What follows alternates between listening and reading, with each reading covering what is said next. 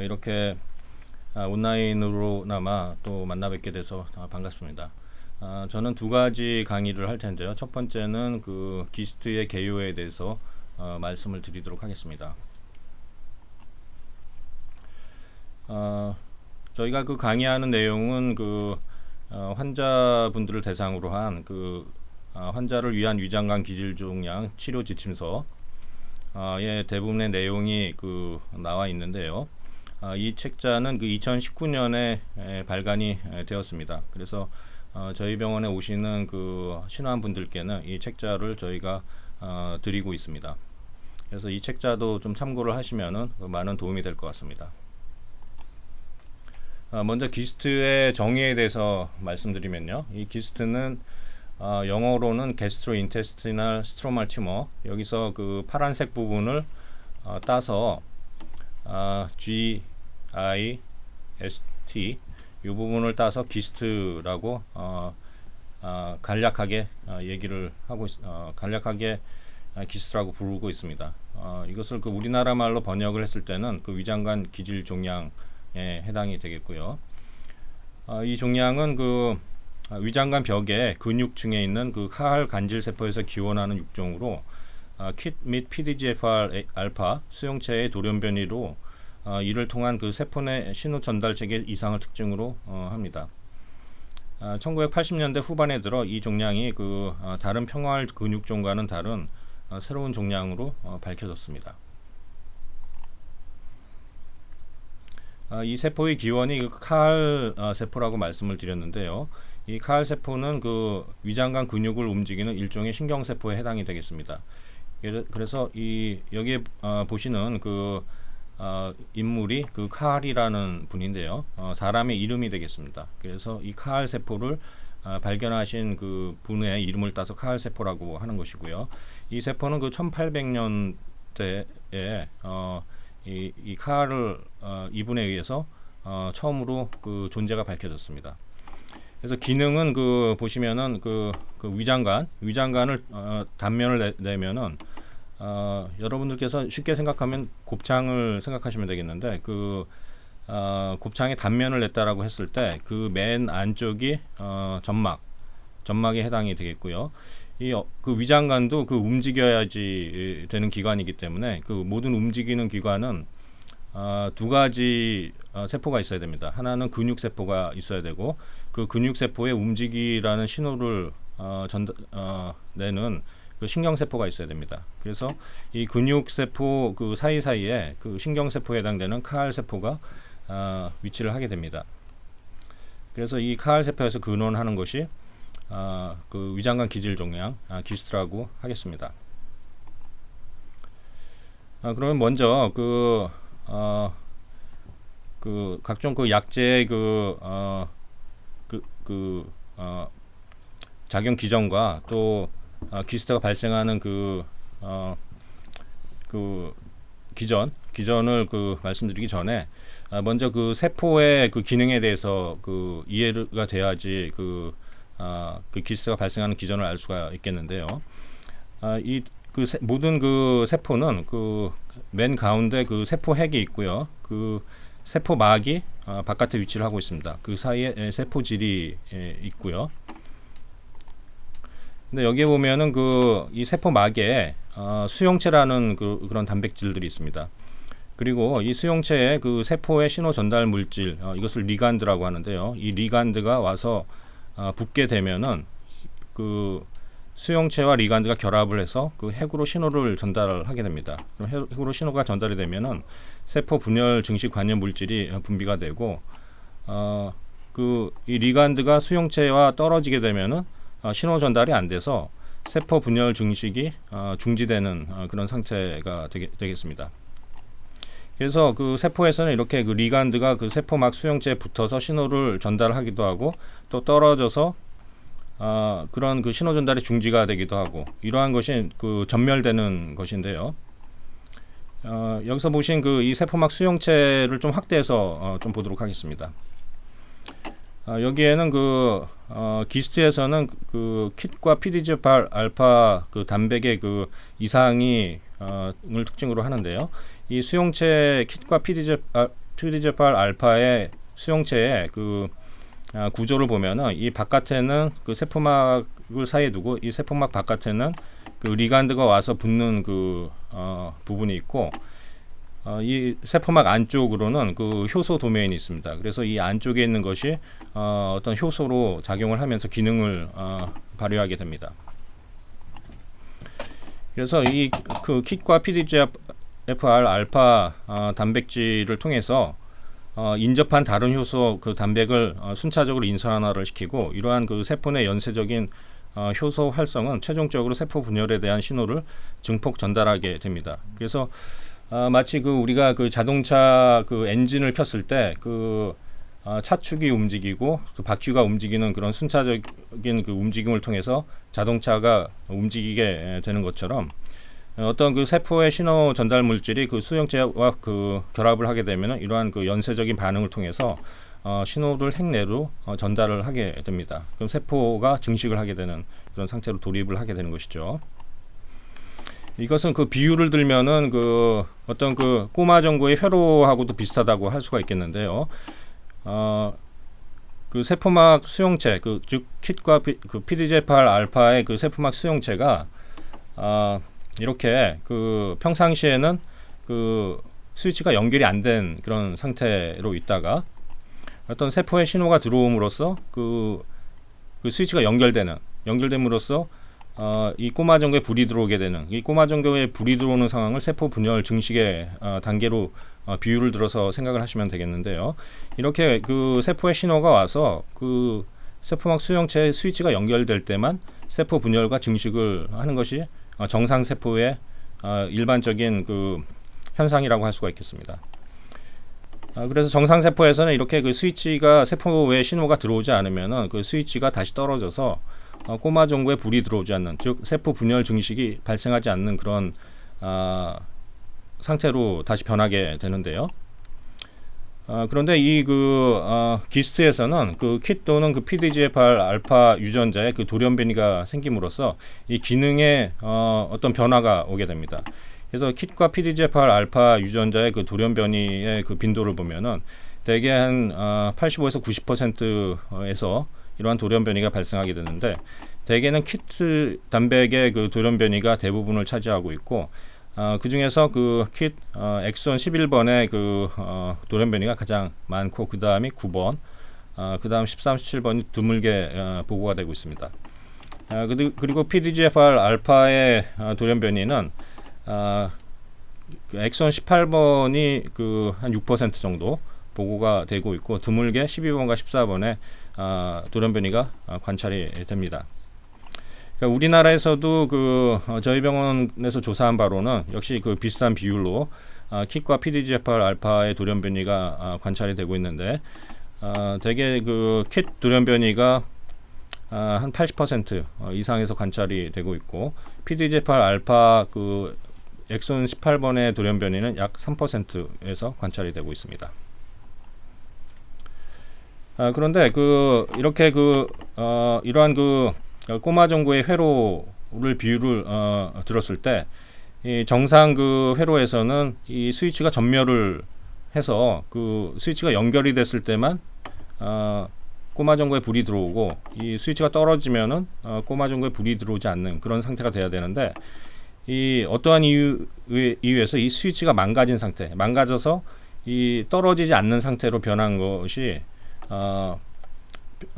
떨어지지 않는 상태로 변하면은 그 계속 이 꼬마 정구에 불이 들어오게 되고 그것은 계속 세포 분열 증식하는 그런 것으로 단계라고 말씀을 드릴 수가 있겠습니다. 그래서 이 킷과 PDGFR 알파의 그 수용체 이상이 오게 되면은 그 이렇게 떨어지지 않는 스위치처럼 그 연결이 계속돼서 이 꼬마 정구에 계속 불이 들어오는 계속해서 세포 분열과 증식이 되는 그런 상황으로 비유를 들어서 말씀을 드릴 수가 있겠습니다.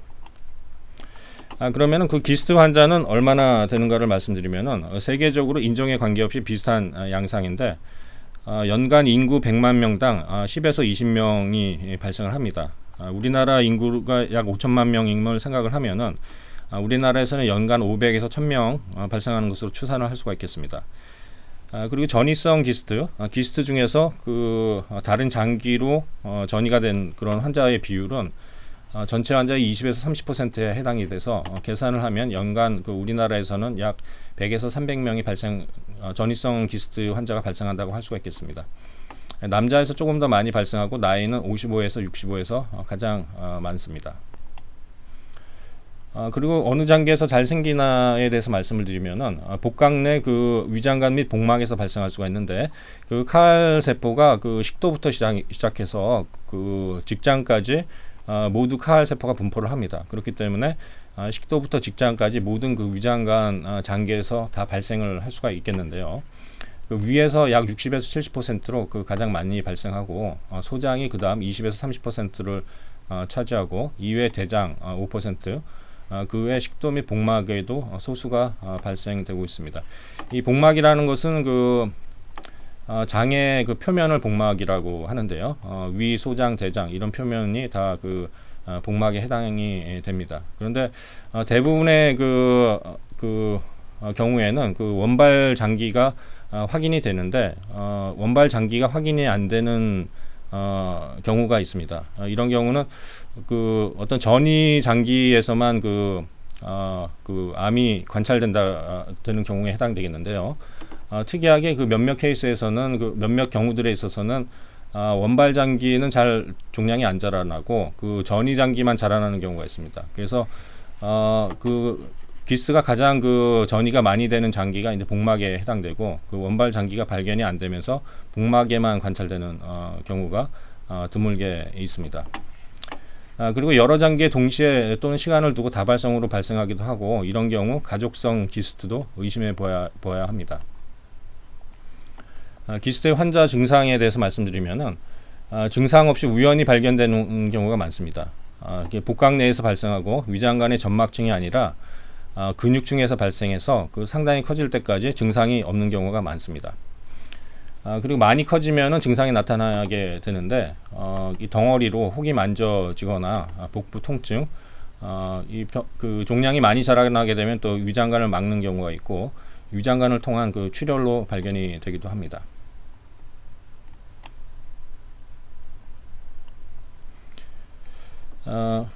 그리고 주된 전이 장기를 보면은 주로 이제 복강 내부에서 전이가 되는데 간과 복막, 이 복막은 장 표면을 복막이라고 합니다. 그래서 위, 소장, 대장, 간 이런 표면들이 이 복막에 해당되겠습니다. 그리고 드문 전이 장기로는 뼈와 폐, 뇌 이런 데도 드물게 전이가 일어날 수가 있겠습니다.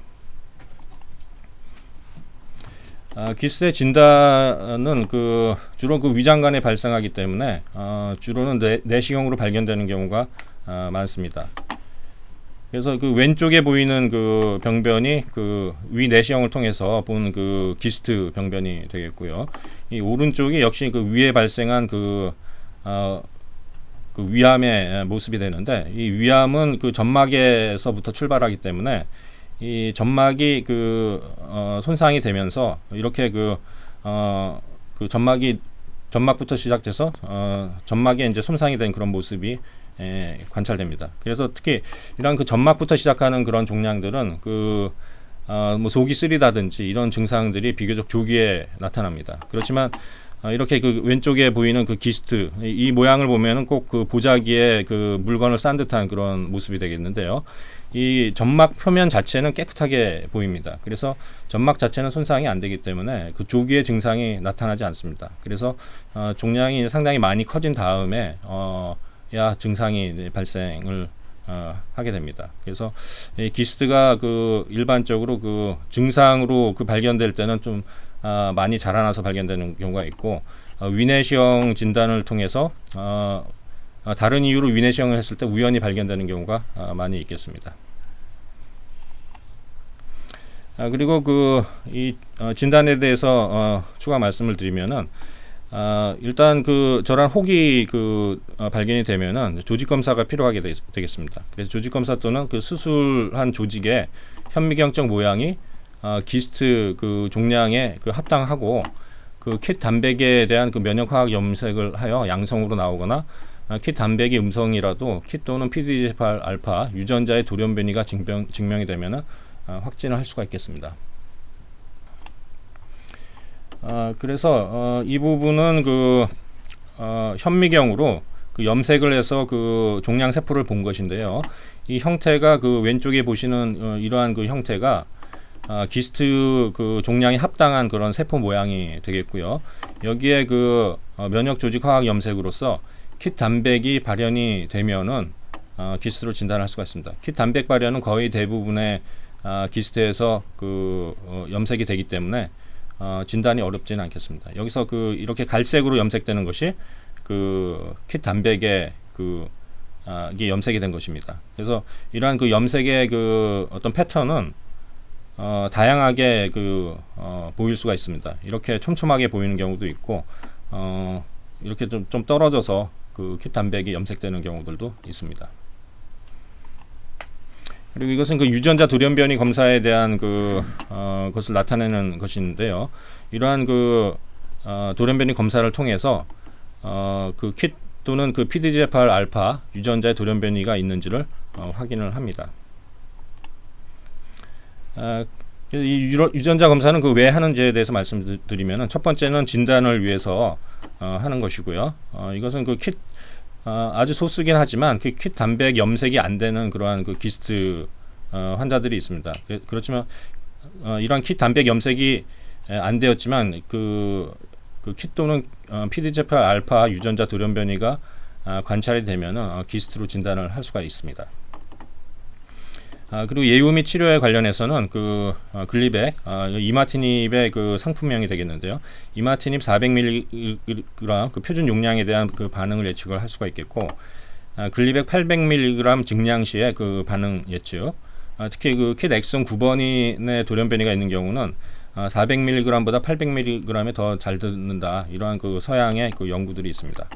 그리고 2차, 3차 약제로서 수텐, 스티바가에 대한 반응 예측을 할 수가 있고, 또 하나는 PDGFR 알파 유전자 중에서 D842V라는 돌연변이가 있습니다. 이런 돌연변이가 있을 경우에는 일반적으로 이마티닙, 수텐, 스티바가 이런 약들이 잘 안 듣는 것으로 되어 있습니다. 그래서 그동안 치료가 상당히 좀 쉽지가 않았는데 최근에 아바프리티닙이라는 약제가 효과가 증명이 되었습니다. 그래서 이러한 특정 유전자 돌연변이가 있는 경우는 여기에 대한 치료제 선택을 위해서 또 이러한 유전자 돌연변이가 검사가 필요하다고 할 수가 있겠습니다. 그리고 스스로 재발의 위험을 예측하는데도 유전자 검사는 유용합니다. 그리고 이러한 조직 진단이 나온 후에는 종양이 얼마나 번졌는지를 확인하는 검사를 하게 되겠는데, 주로 기스트는 복강 내부로 전이가 일어나기 때문에 주로는 이제 복부 및 골반 CT를 촬영하게 되겠습니다. 그래서 여기서 보시면은 여기 한번 복부가 되겠는데요. 이쪽에 이러한 복막에 기스트 덩어리가 있고, 여기가 간입니다. 간에 이러한 까맣게 보이는 그런 기스트 종양이 전이가 된 것을 좀 확인할 수가 있겠고요. 이런 데는 이제 복막에 해당이 되겠습니다. 그리고 이쪽은 골반에 해당이 되는데, 골반에도 역시 골반에 위치한 복막에 암들이 전이된 것을 이러한 CT로 확인을 할 수가 있겠습니다. 그리고 간혹 골반 내 복막이 생기는 경우는 외과가 아닌 산부인과에서 수술하는 경우도 종종 있습니다. 그리고 페트 검사가 또 유용할 수도 있는데요. 이 페트는 대사 기능이 활발한 기스트 병변의 유무 및 범위를 아는데 매우 민감한 검사인데, 대개는 CT로 웬만하면 다 구분이 되기 때문에 CT로 촬영하는 것이 먼저 선행되고, CT로 잘 구분이 안 되는 경우에 페트 촬영을 해서 추가적인 정보를 얻게 됩니다. 여기서 인체 모양을 보실 수가 있겠는데요. 이 펫 검사에서 이렇게 까맣게 보이는 부분들이 이 기스트 종양이 있는 것이 되겠습니다. 기스트의 병기는 대개 다른 암에서는 1, 2, 3, 4기 이렇게 구분을 하죠. 그런데 기스트의 경우는 일반적으로 다른 암과 같이 1, 2, 3, 4기 병기 구분을 잘 쓰지는 않습니다. 물론 1, 2, 3, 4기의 병기 구분이 없는 것은 아닌데, 일반적으로는 전이가 있느냐 없느냐, 이렇게 크게 구분을 하고 전이가 없는 경우 국소 기스트에서는 스스로 재발 확률이 얼마나 되느냐 이런 것으로 재발 위험도로 되게 표현을 하게 됩니다. 그래서 1, 2, 3, 4기와 같은 그러한 그 병기 구분을 하지 않는 것은 대개 이제 다른 암에서는 그 림프절 전이가 어떻게 되느냐 그런 여부가 그 병기에 포함이 되는데 이 기스트는 림프절 전이를 거의 하지 않습니다. 그래서 그 림프절 전이가를 그 병기의 일환으로 삼는 그런 다른 암과 달리 그런 1, 2, 3, 4기의 병기 구분이 크게 의미가 없다는 것이 되겠죠. 그리고 말씀드린 바와 같이 그 예후는 병에 전이가 있는지 아닌지가 가장 중요하다고 할 수가 있겠습니다. 그 전이가 없는 경우 종양의 크기, 세포 분열의 수, 원발 장기가 가장 중요한 그 예후인자가 되겠고 이러한 세 가지 그 예후인자의 그 조합을 통해서 재발 확률을 추산하게 됩니다. 그래서 일반적으로는 종양의 크기가 크고 세포 분열이 많은 경우 재발의 위험성이 높게 되겠습니다. 그래서 이러한 환자분들께는 수술한 후에 또 재발 방지용의 글리백을 사용하게 되겠습니다. 그리고 기스트의 치료 방법으로 그 수술은 이전에는 유일한 효과적인 치료 방법이었고 따라서 그 재발 시에 여러 번 수술을 하기도 합니다. 그리고 눈에 보이는 종양을 완전히 제거하는 것이 중요한데 다른 암과는 달리 넓은 절제원이나 광범위한 림프절 절제는 필요하지 않은 것으로 되어 있고요. 글리백, 이마티닙이 등장한 이후에도 여전히 중요한 치료 방법이 되겠습니다. 방사선 치료는 전혀 효과가 없는 것은 아니지만 일반적으로 효과가 없는 것으로 판단해서 일반적으로 적용하지는 않고 있고요. 기스트의 주된 치료 방법은 이제 화학요법이 되겠는데 현재까지 6종을 포함한 각종 암의 치료에 사용되어 온 항암제들은 효과가 없고 1차 약제로서 글리백과 2차 약제로서 수텐, 3차 약제로서 스티바가 효과가 증명이 되었고 이후 암의 병리 기전을 표적으로 한 새로운 개념의 항암제들이 개발되고 있습니다. 최근 이러한 노력들의 결과로 4차 약제로서 리프레티닙과 PDGFR 알파, D84의 돌연변이가 있는 경우 아바프리티닙의 효과가 증명이 되었습니다. 이에 대해서는 또 추후 강의에서 또 자세히 언급이 될 것입니다. 그러면 연이어서 제가 전이성 기스트에 대한 1차 표준 치료에 대해서 말씀을 드리도록 하겠습니다. 기스트의 치료는 국소 기스트에서는 수술 가능한 경우 수술적 절제를 하는 것이 원칙이고 바로 수술하기 어렵거나 장기의 기능 보존이 필요한 경우에는 이마티닙을 먼저 사용해서 크기를 줄여서 수술을 하게 됩니다. 그리고 전이성 기스트의 주된 치료는 약물 치료가 되겠는데 이마티닙이 표준 치료로 사용되고 있습니다. 이 그림은 이마티닙의 분자 구조의 그림이 되겠습니다. 이마티닙의 표적으로는 어떤 것을 주로 억제를 하느냐에 대해서 말씀을 드리면은 기스트의 증식 발병 기전과 관련된 킷 PDGFR 알파 수용체와 결합해서 그 작용을 억제하게 됩니다. 그래서 이마티닙은 세 가지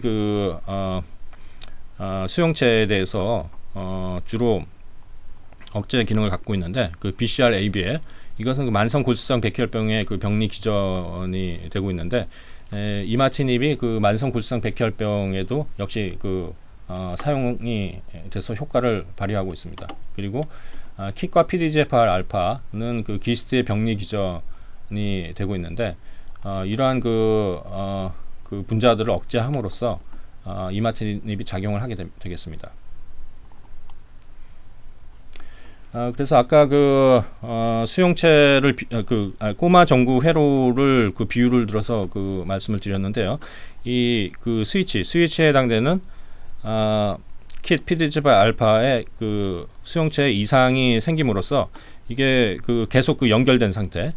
그래서 계속 꼬마 전구에 불이 들어오고 계속 세포 분열과 증식이 유지되는 그런 상태로 돌입된 이 기스트에서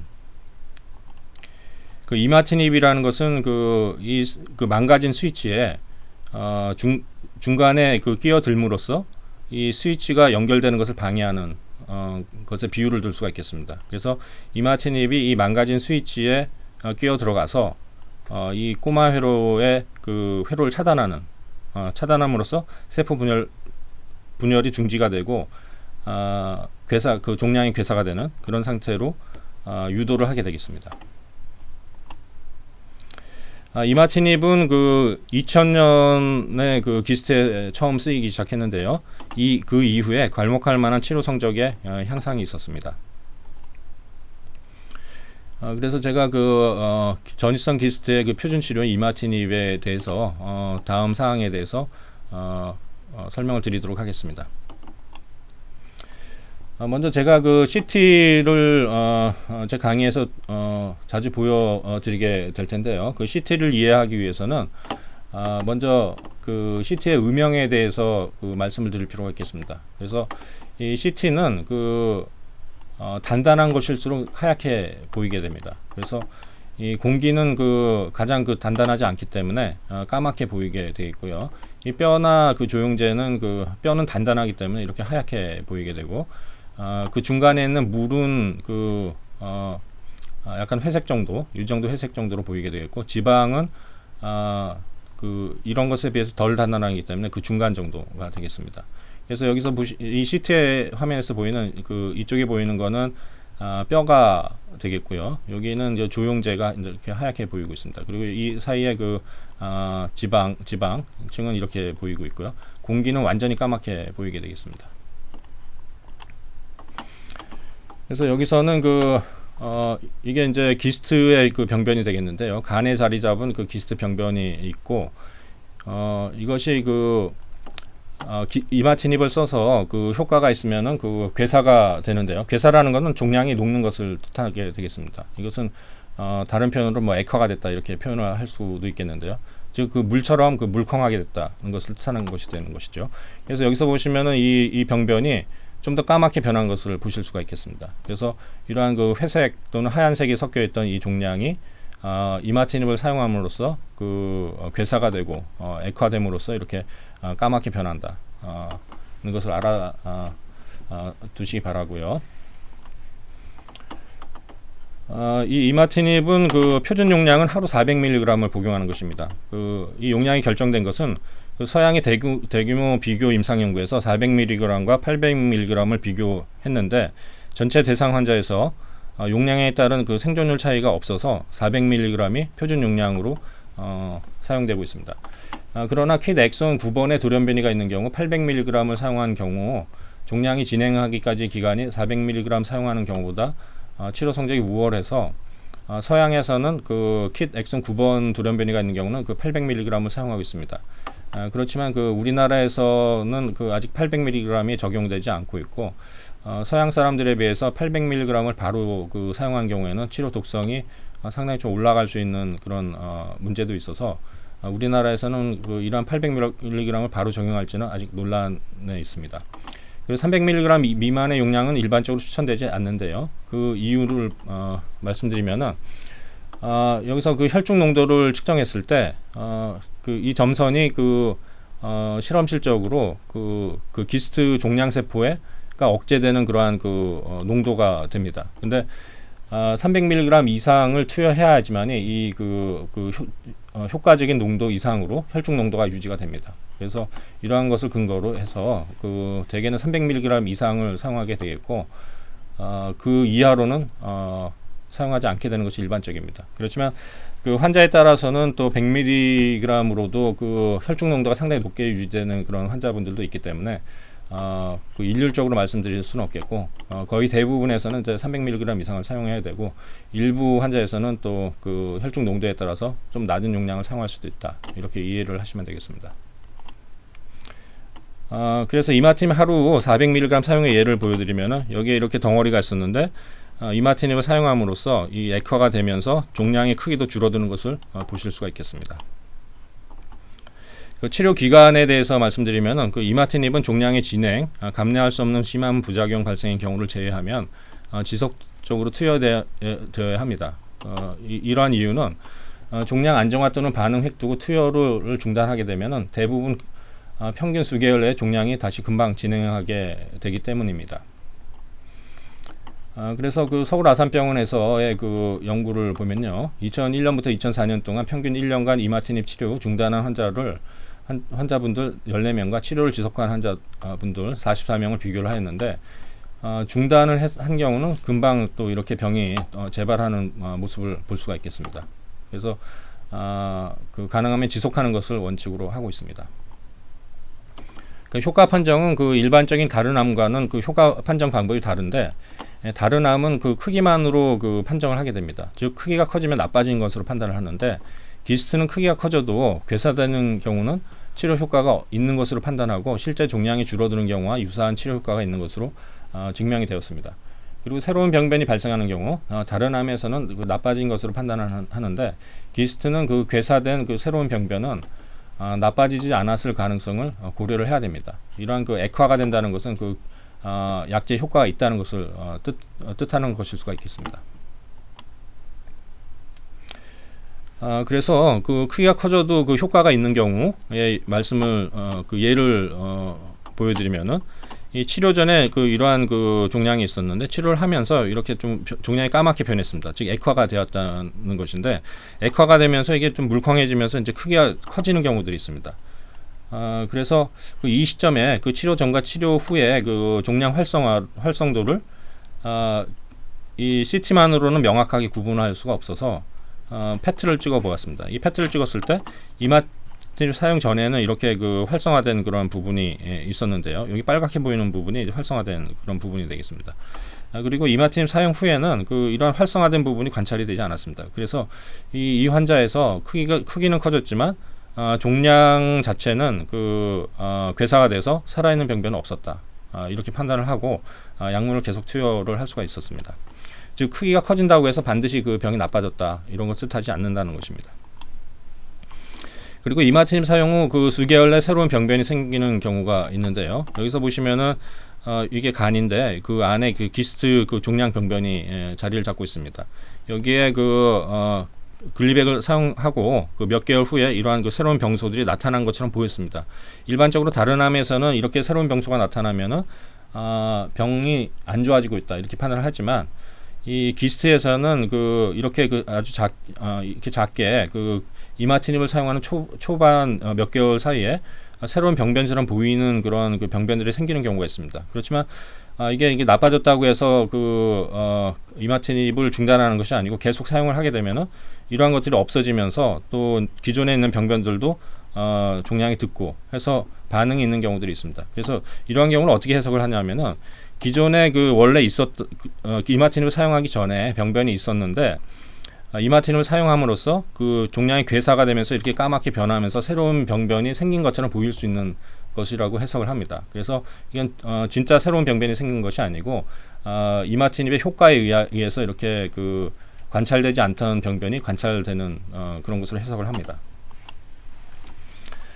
그리고 하루 그 400mg의 그 종량이 나빠지는 경우는 그 이마티닙 용량을 증량을 시키거나 스테놀 변경 또는 그 국소 진행의 경우 국소 치료 병행을 하기도 합니다. 이 부분에 대해서는 강윤구 선생님께서 좀 더 자세하게 설명을 드릴 것입니다.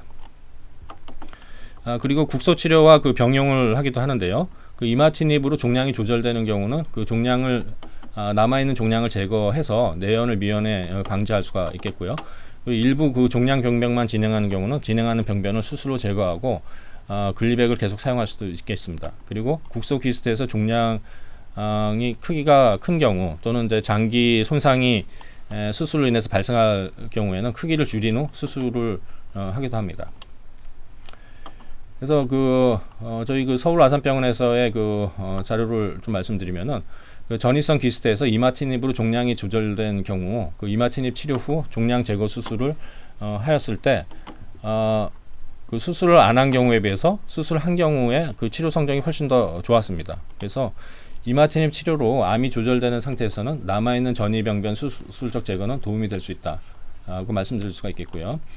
반면에 그 전이성 기스트에서 이마티닙 치료 후가 아니라 치료 전에 종양 제거로 수술을 한 경우는 치료 성적에 차이가 없었습니다. 이 두 개의 그래프가 거의 별 차이가 없는 것을 보실 수가 있겠는데요. 그래서 그 이마티닙 치료 전에 전이병변 수술 제거는 암 진행 지연 및 생존율 증가 측면에서 도움이 되지 않아서 그 전이성 기스트에서는 이마티닙 사용을 먼저 하는 것을 원칙으로 하고 있습니다. 그리고 나서 종양이 잘 조절이 되면은 남아있는 종양을 수술하는 것은 도움이 될 수 있겠습니다. 그리고 그 국소 치료와의 병용 예로 그 일부 병변이 나빠지는 경우인데요. 이렇게 이제 간에 그 기스트 그 종양들이 그 분포를 하고 있었는데 이마티닙을 써서 이렇게 괴사가 돼서 또 종양이 까맣게 변한 것을 보실 수가 있겠습니다. 그래서 잘 유지가 되고 있다가 그 중간에 이제 나머지 병변들은 다 이제 그 액화가 돼서 잘 유지가 되고 있는데 일부 병소가 이렇게 그 좀 그 회색 또는 하얀색으로 그 활성화된 그 살아있는 병변들이 자라나기 시작했습니다. 여기 이렇게 보시는 바와 같이 나머지 그 액화된 부분은 까맣게 계속 잘 유지가 되고 있는 것이고요. 여기서 CT를 그 패트를 찍어봤을 때 다른 부분은 활성화되어 있지 않지만 여기 그 회색으로 좀 다시 그 단단하게 자라나는 부위 여기는 이렇게 그 패트에서도 활성화된 것을 관찰할 수가 있겠습니다. 이 부분을 그 수술로 제거를 하고 나머지는 그 이마티닙을 다 유지를 했는데 상당히 오랜 기간 동안 그 나머지 병소들이 잘 유지가 될 수가 있었습니다. 그리고 국소 치료와의 병용 예로 그 수술 전 이마티닙 사용으로 장기 기능 보존을 목표로 하는 경우가 있겠는데요. 직장 기스트는 그 항문에 그 붙어 있는 경우, 그 가까이 있는 경우에는 그 수술할 때 처음부터 수술할 경우에는 항문까지 같이 절제를 해야지 됩니다. 그러면은 그 항문 없이 그 어떤 배변을 보기 위해서 장루 주머니를 차고 있어야 되는데 이건 그 삶의 질에 상당한 그 악영향을 미칩니다. 그런데 이런 경우에 이마티닙을 사용해서 그 종양을 줄여서 항문 보존술을 할 수가 있습니다. 그리고 12장도 그 상당히 그 수술 범위가 그 넓을 수가 있는데 이마티를 먼저 써서 수술 범위를 축소해서 그 좀 작게 수술할 수가 있겠고 그 위에 크게 그 기스트가 발생한 경우 그 위에 전절제술을 할 수가 있는데 위 전절제술을 하는 경우에는 그 식사라든지 체중 뭐 이런 것은 그 삶의 질에 상당히 그 안 좋은 영향을 미칩니다. 그래서 이런 경우에 글리백을 먼저 써서 그 종양을 줄여서 좀 축소 수술을 할 수가 있겠습니다. 그래서 이것은 그 항문 근처에 있는 그 기스트인데 바로 수술했으면 항문까지 같이 그 절제를 해서 장류를 차고 장류 수술까지 해서 그 항문으로 변을 볼 수 없는 그런 상태가 되는데 이마티닙으로 이렇게 종양이 줄어서 항문까지 보존하는 그런 수술을 가능했던 경우가 되겠습니다. 이마티닙 농도 측정이 상당히 좀 중요한데요. 이마티닙 농도가 그 일정 수준 이상이어야 좀 더 좋은 치료 효과가 기대가 되는데 부작용이 심할 경우는 이마티닙 농도 측정으로 효과적인 농도를 유지하면서 감량할 수 있는지 확인을 하는 방편으로 사용되기도 합니다. 그래서 이 그래프는 그 아래쪽 그래프가 이게 생존율이 별로 안 좋은 것을 뜻하는데 이마티닙 농도가 안 좋은 그 환자들입니다. 농도가 낮은 경우. 그래서 가능하면 그 이마티닙 농도를 그 일정 정도 이상으로 좀 유지를 하는 게 좋다는 그런 연구 결과가 있고요. 그 이마티닙 사용에 따른 부작용은 그 추후 그 전문 간호사님께서 자세하게 좀 설명을 드릴 것입니다.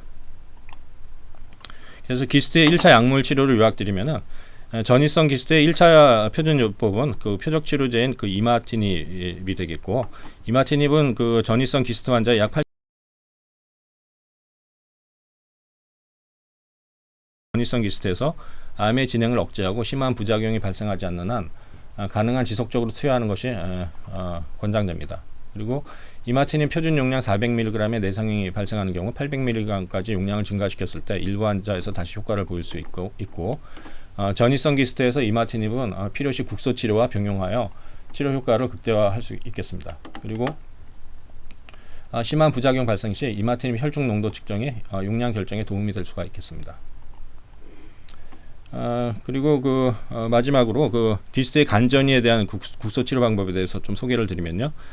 일단 그 전이가 있는 경우 약물 치료가 원칙이 되겠고요. 여기에 그 외과적 수술로 그 전이 부위를 그 약물 그 이마티닙에 조절이 되는 경우는 그 절제를 해서 제거를 하는 것이 도움이 될 수가 있겠고요.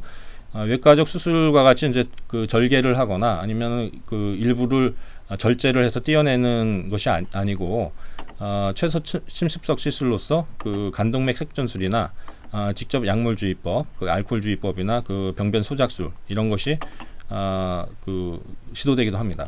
그래서 여기에 대해서 말씀드리면은 간동맥 색전술은 이것이 이제 정상간인데요. 이 까맣게 보이는 것이 혈관이 되겠습니다. 조영제를 넣어서 찍은 것이 되겠고, 근데 여기에 이제 암이 있는 경우는 이렇게 그 암의 실핏줄들이 이렇게 뭉쳐서 이렇게 덩어리로 이렇게 보입니다. 그래서 여기에 이제 약물을 넣어서 이렇게 약물을 넣은 후에 간동맥 종양의 혈액을 공급하는 혈관을 막아서 혈관을 차단함으로써 치료 효과를 노리는 것이 이제 간동맥 색전술이 원리가 되겠습니다. 그리고 고주파 열치료라는 것이 있는데, 이것은 350에서 500kHz의 고주파 교류 전류를 흘려서 종양을 태우는 그런 치료가 되겠습니다. 그래서 이런 고주파 전류를 흘리면은 이렇게 종양이 있는 부위가 이렇게 타서 종양을 태워서 없앨 수 있는 그런 시술이 되겠습니다. 이거는 시술하는 장면을 보여드리는 것이고요. 그래서 여기에 이제 초음파로 이제 봤을 때 간에 종양 덩어리가 있는데, 여기에 이제 침을 찔러 넣어서 고주파로 종양을 태우는 것이 되겠죠. 그래서 이렇게 태워지는 그런 장면을 보실 수가 있겠습니다. 그래서 이 간에서 여기에 이제 까맣게 보이는 것이 기스트 종양 병변이 되겠는데요. 여기에 이제 고주파 열치료 RFA를 시행을 해서 이렇게 태운 흔적이 그걸 보실 수가 있겠습니다. 한 환자의 증례를 좀 말씀드리면요, 40세 남성 소장 기스트로 간전이로 재발이 된 경우가 있었습니다. 그래서 이 경우에 이제 이렇게 이제 간에 기스트 병변들이 있었는데, 이 소작 고주파 열치료를 통해서 이렇게 태운 흔적이 되겠습니다. 그래서 태운 자국이 남아 있다가 시간이 지나면서 이제 자국도 이렇게 서서히 옅어진 것을 보실 수가 있겠습니다. 병변은 소실된 것이 되겠고요. 한 4년이 지났는데 여전히 잘 유지가 되고 있습니다. 그 다음에는 태우는 거 말고 냉동 제거술이 있습니다. 이 냉동 제거술은 열과 반대로 얼려서 종양을 없애는 것이 되겠는데요. 간이 종양에 직접 전극을 삽입하고 액체 헬륨가스 등 저온가스를 이용해서 온도를 영하 20도 이하로 낮춰서 얼음공을 형성하는 것입니다. 그러면은 이것이 이제 열이 가해져도 종양이 파괴되지만 얼음, 냉동에 의해서도 종양이 파괴가 될 수가 있겠습니다.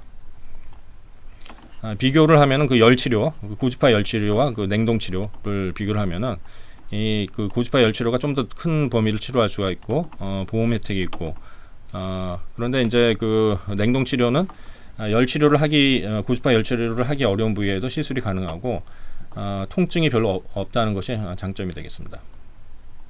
이러한 국소 치료들을 또 병행해서 할 수가 있겠고요. 그래서 이러한 1차 치료로서 이마티닙과 수술과 고주파 열치료, 냉동 치료, 이러한 국소 치료의 병합 치료를 통해서 치료 성장을 상당히 올릴 수가 있겠는데요. 지난 14년간 서울 아산병원의 경험을 저희들이 논문화한 바가 있습니다. 그래서 그것을 말씀드리면은 미국 다기관 연구로서 미국 3상 임상 연구 결과 미국에서의 생존 기간 중앙치가 4년 4개월, 그리고 무진행 생존 기간이 1년 2개월, 7개월이었던 반면에 서울 아산병원에서의 생존 중앙치는 8년 10개월, 그리고 무진행 생존 기간이 5년 5개월로 상당히 치료 성적이 외국에 비해서도 상당히 좋은 것을 보실 수가 있겠습니다. 그리고 치료 기간에 따른 치료 성적을 보시면은 2001년부터 2014년까지 저희가 조사를 했었는데, 2001년부터 7년까지와 2008년부터 14년까지로 나누었을 때 나중에 기간이 치료 성적이 훨씬 좋은 것을 좀 보실 수가 있습니다. 그래서 최근 2014년 이후에도 저희가 조사를 계속하고 있는데 계속 치료 성적이 좀 올라가고 있습니다. 그래서 다른 나라에 비해서 서울 아산병원이 이제 치료 효과가 높은 것에 대해서 말씀을 드리면은 다른 국제 연구에 비해서는 매우 향상된 것을 지금 보여드린 바와 같이 그 아실 수가 있겠고요. 이러한 그 이유를 말씀드리면은 그 이전에 비해서 그 더 나은 상태에서 그 최근 환자들이 치료를 시작해서 치료 성적이 좀 향상되는 측면이 있고, 또 이마티닙을 적절히 사용하는 기술이 발전, 적절한 치료 반응 평가, 부작용 조절 이런 것이 그 많은 경험을 통해서 축적이 됐다고 말씀드릴 수가 있겠고, 그 이마티닙 치료 후 그 남은 종양을 수술이나 고주파 열치료 등 그 국소 치료를 적극적으로 그 사용해서 제거함으로써 내성 출현이 감소를 유도를 하였고, 이마티닙 이후 수니티닙, 레고라페닙 등 새로운 효과적인 약제가 도입된 것이 이러한 그 치료 향상의 이유가 될 수가 있겠습니다. 그래서 향후에도 기존의 효과적인 치료 방법을 더 적절히 사용하고 효과적인 약제들이 더 많이 도입된다면 치료 성적은 더욱 향상될 것으로 기대를 하고 있습니다. 그 전이가 생기면 수술은 할 수 없나요? 라고 말씀을 주셨는데, 수술할 수 없는 것은 아니고요. 그 1차 치료로는 그 전이가 있는 상태에서는 그 이마티닙을 사용하는 것을 그것이 먼저 사용하시는 것이 원칙입니다. 그래서 이마티닙을 사용을 해서 종양이 잘 조절이 되면은 추후에 또 수술을 전이 병수에 대해서 수술을 할 수가 있겠습니다. 그러면은 전이 병수에 대해서 수술을 하는 경우 치료 성적을 좀 더 높일 수가 있겠습니다. 그리고 그 과유불급님이 그 소장도 복막에 해당되는군요라고 말씀 주셨는데, 이게 그 복막하고 소장은 좀 다르긴 합니다. 그러니까 소장 자체가 복막은 아니고 모든 그 위장관이 그 여러 층으로 구성되어 있습니다.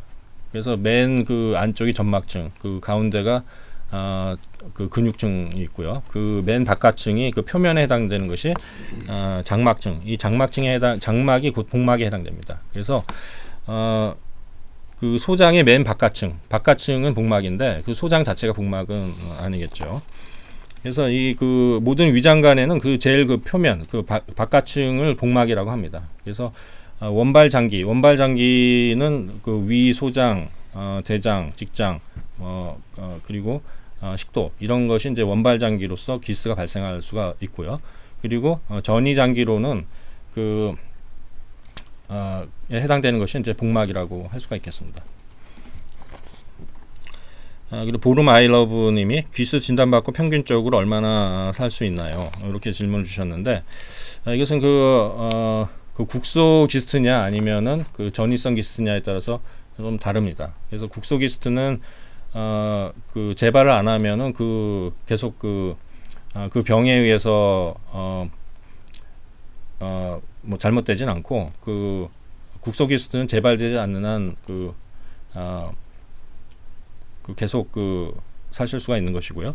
그렇지만 이제 전이성 기스트는 아까 저희가 이제 보여드린 그 그래프에서 보시면은 현재 그 저희 병원 그 평균은 대개 한 8년에서 9년 정도가 이제 평균 수치로 나오고 있습니다. 근데 계속 치료 성적이 향상되고 있어서 앞으로 계속 더 좋은 평균 수명은 더 길어질 수 있을 것이라 생각을 하고 있습니다. 그리고 다음 질문으로 일반적으로 글리백 치료 시 육체적인 근로 활동과의 관계가 궁금하다고 하셨는데요. 육체적인 근로는 글리백 부작용 정도에 따라서 좀 달라질 수가 있을 것 같습니다. 그래서 글리백 부작용으로 대부분 이제 부종 정도가 생길 수가 있는데, 대부분의 환자에서는 부종 이외에 뭐 다른 부작용이 크게 발생하지는 않아서 부작용이 별로 없으시다면은 육체적인 근로 활동은 뭐 하셔도 무방하겠습니다. 그리고 글리백으로만 종양이 없어질 수도 있나요? 이렇게 질문 주셨는데, 글리백으로만 그 종양이 물론 이제 없어지는 경우도 없지 않아 있는데, 그런 비율을 보면은 대개 한 5% 미만이라고 할 수가 있겠고요. 글리백을 사용해서 그 종양이 잘 억제되고 줄어들고 하면은 그런 상태에서는 수술이나 고주파 열치료 이런 것을 추가를 해서 그 남아있는 그 종양을 물리적으로 없앨 수 있겠습니다. 물론 그런 경우에 글리백은 계속 사용 유지를 하기는 해야지 되겠습니다. 그리고 다음 질문으로 그 위장관 기질 종양이 생소하다, 유전성이 강한 질환인가요? 이렇게 질문을 주셨는데요. 제가 그 유전자 돌연변이에 대해서는 말씀을 드렸는데 이게 유전돼서 유전자 돌연변이가 있는 것은 아니고 그 유전자 돌연변이가 그 암세포에 국한돼서 발생을 합니다. 그렇기 때문에 이 병 자체는 유전되는 병은 아닙니다. 그렇지만 이제 그 암세포 자체에는 그 암세포 특이적인 유전자 돌연변이가 생길 수는 있고 유전이 되는 질환은 아니라고 생각을 하시면 되겠습니다. 미드에서 그 청소년 여성이 기스트가 뇌까지 전이돼서 발작해서 응급실 오는 드라마 내용이 생각납니다. 동양보다 서양에서 흔한 질환인가요? 이 질환 자체는 그 인종적인 차이는 없는 것으로 되어 있습니다. 그래서 모든 그 임상 양상이나 빈도라든지 이런 것은 그 인종 차이가 없어서 동양과 동서양이 거의 동일하다고 생각을 하시면 되겠습니다. 소장 기스트 환자이신데 재발률 걱정된다고 말씀 주셨습니다. 네, 그 어떤 상태냐에 따라서 좀 다를 텐데요. 그 소장 기스트가 네네. 요거는 다음 그 강윤근 선생님께서 한번 답변 주실 수 있을 것 같습니다. 그리고 괴사가 되면 종양세포도 같이 죽게 되는 건가요? 하는데, 예, 그 종양세포가 그 사멸한 것이 이제 괴사로 나타난다고 보시면 되겠습니다. 그래서 괴사가 있으면은 그 대부분의 종양세포는 사멸했다, 이렇게 이해를 하시면 되겠고요. 푸코 사랑해님이 기스트 질환은 재발 가능성이 있냐 하셨는데, 이거는 이것도 이제 국소 기스트인 경우에 이제 그 아까 말씀드린 바와 같이 그 원발 장기 또 그 종양의 크기 또 세포 분열 지수 이런 것에 따라서 재발률이 좀 차이가 있습니다. 그래서 이제 좀 테이블로 그 제시가 되어 있는데요. 그 원발 장기나 이제 세포 분열 지수, 그 종양의 크기에 따라서 많이 좀 다양하기 때문에 그 좀 책자를 참고하시면 되겠고요. 그다음에 10대, 20대 어린 나이에도 기스트가 생길 수 있나요? 네, 아주 드물지만 흔하지는 않은데 발생할 수가 있겠습니다. 이런 경우에는 또 가족성 기스트도 그 생각을 해봐야 되는 그런 나이가 되겠고요. 코로나 예방 접종 해도 괜찮나요? 코로나 예방 접종은 하셔도 되겠습니다. 일반 정상인들과 그 똑같은 기준을 적용하시면 되겠습니다. 네, 이상